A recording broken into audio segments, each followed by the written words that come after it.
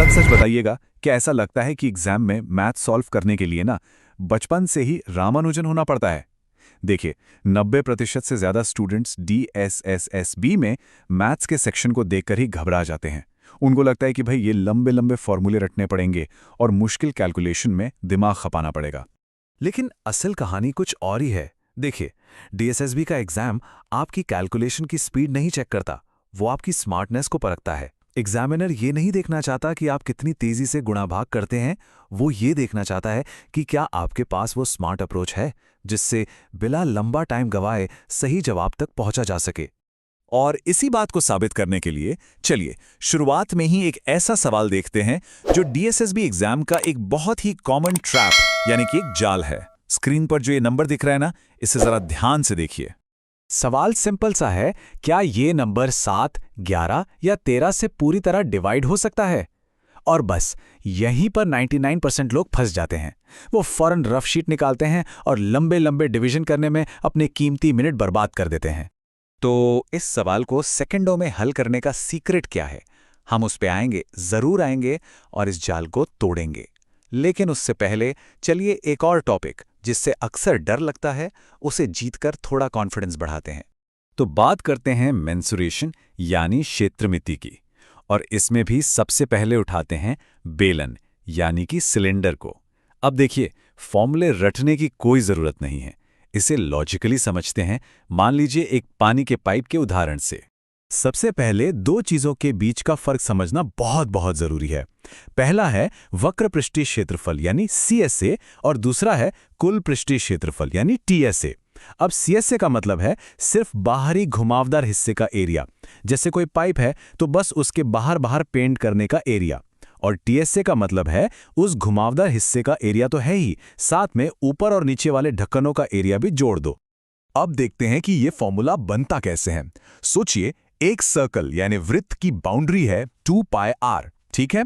अब अगर हम इस बाउंड्री को h हाइट तक ऊपर खींच दें तो क्या बन गया? एक पाइप। तो इसका जो बाहरी एरिया है यानी CSA वो हो गया 2πrh। सिंपल।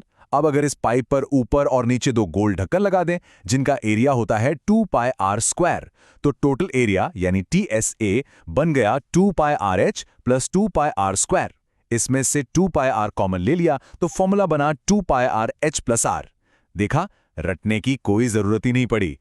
अच्छा, अब बात करते हैं शंकु यानी कोन की। इसे समझने के लिए बर्थडे वाली टोपी या आइसक्रीम कोन के बारे में सोचिए।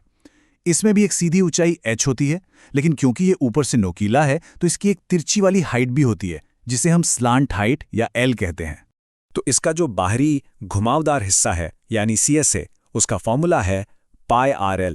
अब सोचिए कि उस आइसक्रीम कोन के खुले हिस्से पर एक गोल ढक्कन लगा दिया तो हमें उसका एरिया यानी πr² जोड़ना होगा। तो टोटल सरफेस एरिया यानी TSA क्या बन गया?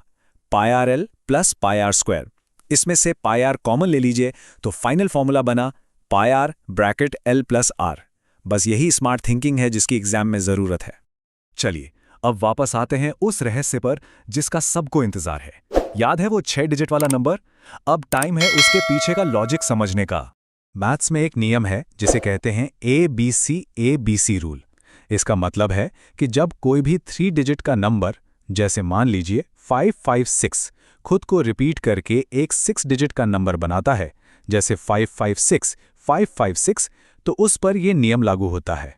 और नियम ये कहता है कि इस तरह से बना हुआ कोई भी नंबर हमेशा, और मेरा मतलब है हमेशा, एक बहुत ही खास, एक जादुई नंबर से पूरी तरह डिवाइड होता है।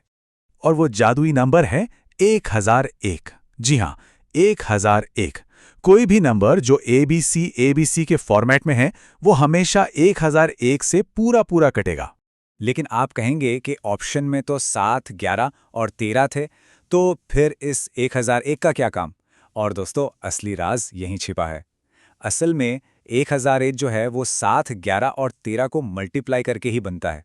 इसका मतलब जो नंबर 1001 से डिवाइड हो रहा है वो 7 से भी होगा, 11 से भी होगा और 13 से भी होगा। तो बिना एक सेकंड भी सोचे सही जवाब था ऑल ऑफ द अबव।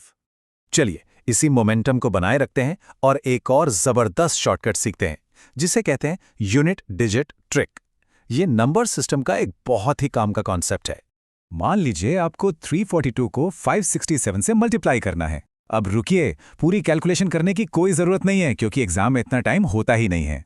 तो स्मार्ट तरीका क्या है? सिर्फ आखिरी वाले डिजिट्स को पकड़िए। 342 का आखिरी डिजिट क्या है? 2 और 567 का 7। बस इन दोनों को मल्टीप्लाई कर दीजिए। 2 इंटू 7 कितना हुआ? 14। अब 14 का आखिरी डिजिट क्या है? 4। इसका मतलब यह है कि पूरी कैलकुलेशन का जो भी फाइनल जवाब आएगा उसका आखिरी डिजिट भी 4 ही होगा। अब बस ऑप्शन में वो जवाब ढूंढिए जिसके आखिर में 4 हो।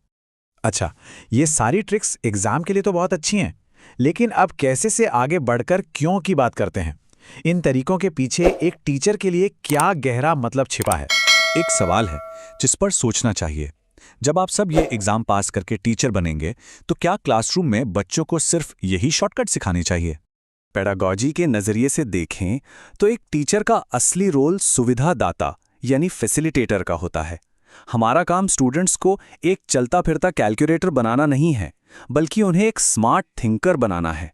उन्हें लॉजिक खोजना सिखाना है ताकि उन्हें मैथ्स से प्यार हो जाए। ठीक वैसे ही जैसे हमने 1001 वाले नियम के पीछे का लॉजिक समझा। तो चलिए अब इस पूरी बातचीत को एक छोटी सी चुनौती और आगे आने वाले समय की एक झलक के साथ खत्म करते हैं। अब आपकी बारी। स्क्रीन पर जो सवाल दिख रहा है उसे देखिए। अभी अभी जो ट्रिक सीखी है उसका इस्तेमाल कीजिए और बताइए कि जवाब का यूनिट डिजिट क्या होगा। सिर्फ आखिरी डिजिट्स को मल्टीप्लाई कीजिए और जवाब निकालिए। तो आज की सबसे बड़ी सीख यही है, मैथ्स कोई दुश्मन नहीं है, बस अपना नजरिया बदलने की देर है। आज हमने सिलेंडर और कोन के फॉर्मूले बनाना सीखा, 1001 का जादुई राज खोला और यूनिट डिजिट का कमाल का शॉर्टकट भी देखा। लेकिन यह सफर यहां खत्म नहीं होता। अगली बार हम बात करेंगे टाइम एंड वर्क की। एलसीएम के लंबे तरीकों को भूल जाइए, हम एक ऐसी जबरदस्त ट्रिक सीखेंगे जिससे सवाल उंगलियों पर सॉल्व होंगे। वो एनालिसिस एक गेम चेंजर होने वाला है, तो उसे देखना बिल्कुल मत भूलिएगा।